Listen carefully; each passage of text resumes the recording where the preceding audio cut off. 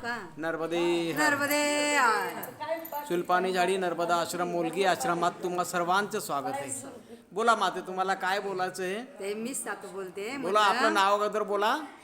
माझं नाव बोलू का पहिले? मग नाव, आपण आला कुठून आणि आपण प्रेरणा घेतली कुठून, कोणाकडनं प्रेरणा घेतली?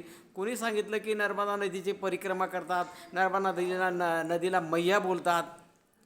माझं नाव बेबीबाई शिवाजी ठाकरे, तालुका साक्री, जिल्हा धुळे, गाव प्रतापूर, राहते मी कसाऱ्याला. अरे वा. मालपूर कसाऱ्याला? मालपूर कसाऱ्याला. अरे वा, बरेच वेळा येऊन गेलो मी. हां, पण माझी इच्छा होती एका वर्षापासनं तर नर्मदा परिक्रमा करावा. कारण आमचे वारीमधले लोक असतात ना, कृष्ण तात्या म्हणून, त्याच्या 5 वाऱ्या झाल्या. पण तो नेहमीच मला सांगायचा, कोणीतरी नर्मदा मैयाची एक बार तरी वारी करा, तेव्हा तुम्हाला कळ, जन्मात येऊन एक वेळा नर्मदाला जा. अशी मला भावना झाली तर मी केव्हा नर्मदेला जाऊ. अरे वा. आणि मी प्रत्येकाला विचारते, कोणी जाणार असेल तर मला संग घेऊन चला. मला फक्त सोबताची गरज होती, कारण मी घरात नाही एकटी निघणार. ओंकारेश्वर मला माहिती नाही कसं जायचं, काय करायचं. मी असं शोधत 2 महिन्यापासून सोबतच शोधत होती. अरे वा. याच्या संग जाऊ का त्याच्या संग जाऊ, कोण भेटल. पण नर्मदा मैयाच्या कृपाने मला सोबत भेटली. मी ओंकारेश्वरेपर्यंत तर आलीच. जी सोबत होती थोडा दिवस पुरली माझ्या सोबतीने, पण ते राहिलेत माग. मी आली ह्या नर्मदाच्या बरोबर. सोबत तर अति सुंदर भेटली मला. आणि आता आम्हाला किती 12, 13 किंवा 14 दिवस झालेत येऊन. पण इतका आनंद मला ह्या नर्मदाच्या किनाऱ्याला भेटून राहिलेत. माझ्या जिंदगीमध्ये मला वाटत नव्हतं तर मी ह्या नर्मदा परिक्रमा करीन असं. अरे वा. एवढेही माझे गुडघं दुखत होते. मला गल्लीतले लोक बोलायचे, तू नर्मदा परिक्रमा करशील कशी? मी म्हणलं, हे गुडघे नर्मदा मैयाचे आहेत, हे शरीरही मैयाचं आहे. आम्ही हे भाड्यानेच आणलेलं आहे. आमचं आहे कुठे हे शरीर? हे सर्व त्याचंच आहे. याच्याही किराया आम्हाला द्यावाच लागणार आहे. म्हणून हे भाड्याचं. आपल्याला काही अनुभव आले का? हो ना, सांगते ना.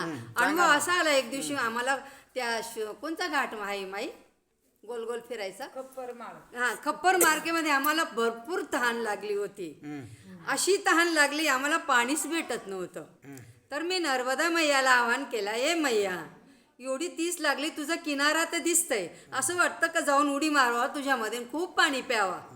पण आम्हाला एक कळशीवरून तरी पाणी दे किंवा थोडं तरी आणून दे. अरे वा. 1-2 मुली खाली बसलेल्या होत्या, त्यांना पाणी विचारलं, तुमच्याजवळ पाणी आहे का पोरी हो? तर म्हणे, जरा पुढं जा, तुम्हाला पाणी भेटल.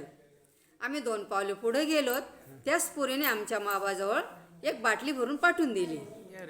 ती बाटली आम्ही सर्वांनी थोडं थोडं पिल्यानंतर आमची ताणच भागून गेली. पुढं आम्हाला पाण्याची गरज पडली नाही.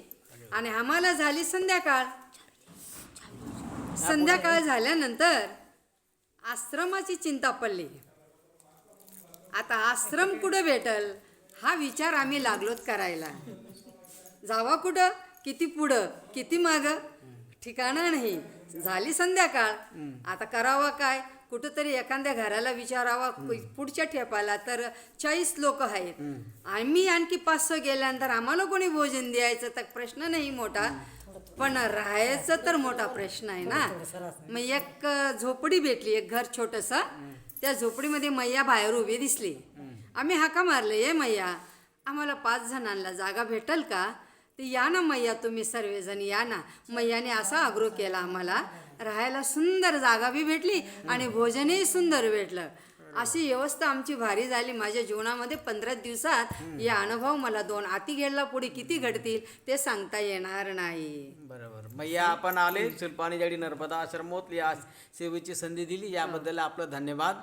आपले बरेचसे अनुभव आहेत, परंतु मलाही बाकी मैयांचा अनुभव घ्यायचे आहेत म्हणून, आणि टाइम थोडा असल्यामुळे मी जास्त तुम्हाला टाइम देत नाही. थँक्यू. नर्मदे हर. नर्मदे.